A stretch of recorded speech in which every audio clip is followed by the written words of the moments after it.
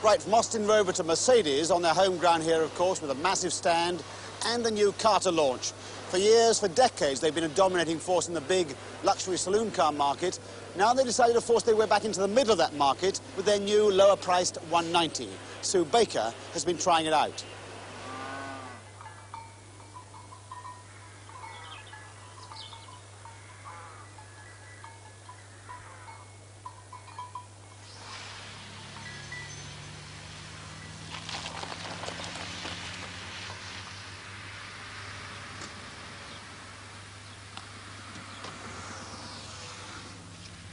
The 190 is the third range of models in the family of cars with the three-pointed star on the bonnet.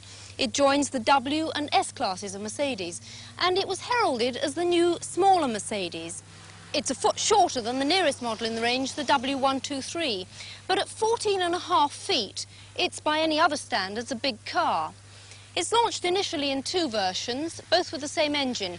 This is the 190 carburettor model, and the other is the 190E fuel injection. The full range is going to include the new high-performance model and a diesel. This car is an automatic, which is what most Mercedes customers seem to want. But on the 190, that's an optional extra. The standard gearbox is a 4-speed manual.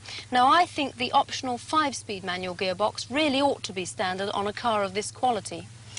The driving seat has a quite remarkable amount of fore and aft travel on it. That's in the Mercedes tradition, but it can accommodate even the tallest driver. There's a disadvantage to that, as you'll see in the back.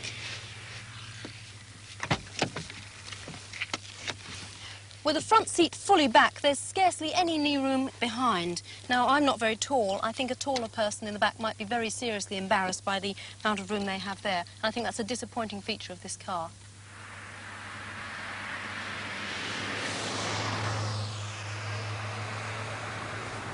The feeling you always get with a Mercedes is that it sits solidly on the road, and this one's no exception. It seems to inspire confidence. There's a lovely feeling to the ride, super road holding, the brakes are good, and the steering really seems to be feeding back to you what's happening on the road. This car is very good aerodynamically. It has a drag factor of 0.33, and that reflects in the quietness of the wind noise over the car. It's also rather better than some other good aerodynamic cars in its performance on the motorway. It's not very susceptible to crosswinds, and I like that. It's perhaps because the wind noise is low that you notice the engine sounds as though it's working hard, especially in the higher speed ranges. This is, after all, only a 2-litre 4-cylinder engine with a brake horsepower of 88, and that's not particularly meaty for towing around a car that, after all, weighs more than a tonne. The performance isn't particularly sparkling. It's 14 seconds 0 to 60 acceleration time, and the top speed is in the region of 107 miles an hour, although this speedometer would tell you it's doing quite a bit more. I think the fuel injection version of this same engine would be rather more enjoyable. Mercedes are well known for the solid quality of the construction of their cars. They spend a vast sum each year, more than £350 million, on research and development.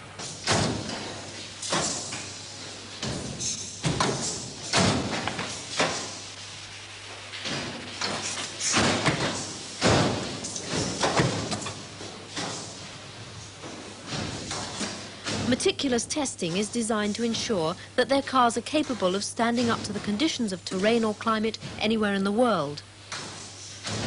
In 3 weeks, this test rig simulates a lifetime's motoring of doors opening and closing 100,000 times, the boot 20,000 times, and the bonnet 5,000 times.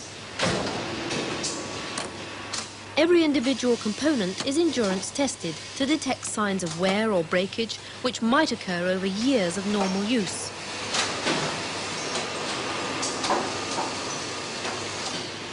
Components are put through tests at temperatures from Arctic to tropical, and also when coated with dust. Electrical motors are subjected to endurance tests to ensure their durability under constant hard use. A special feature of the 190 is the multi-link independent rear suspension. It has this series of arms connecting the wheel to the axle, and that controls very rigidly the movement of the suspension, especially over rough surfaces. It uses an idea borrowed from racing cars and not normally seen on production models. And it's designed to counteract what's known as bump steer, when the back of the car pitches about over a rough road, and that adversely affects the steering.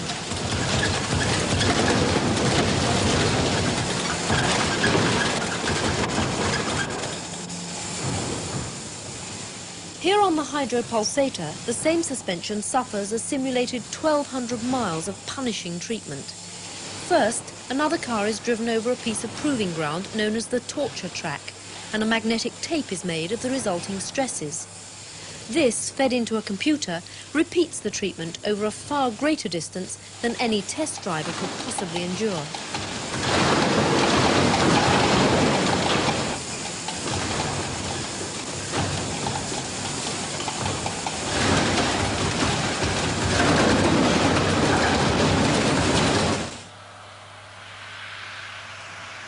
The 190 takes Mercedes into an area of the market they haven't been in before, and where the competition is much fiercer than they've been used to.